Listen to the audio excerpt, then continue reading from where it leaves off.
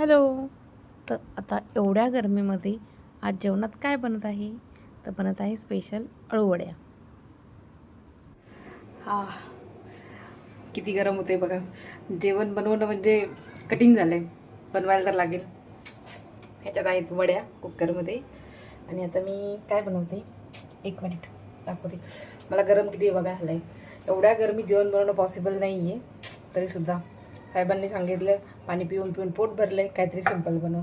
ताळूच्या वड्या आणि पुलाव राईस करते. एक मिनिट दाखवते. पुलाव राईस म्हणजे काय, फक्त तोंडली कापली, थोडी कांदा टॅमॅटो बारीक कापायची इच्छा माझी अजिबात नव्हती. मला आलेला घाम बघून तुम्ही पाहू शकता की मी किती त्रस्त झाली. ऑफिसमधून आली तशीच मी जेवणाला लागली. दही आणलं आहे. दहीची कोशिंबीर वगैरे काही करणार नाही, डायरेक्ट ताक बनवणार आहे.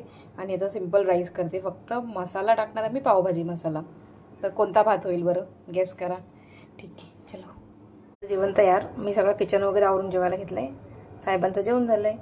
हा पुलाव, वड्या, ताक, कढीपत्त्याची चटणी आणि गोड लोणचं लिंबाचं. चला जेवायला.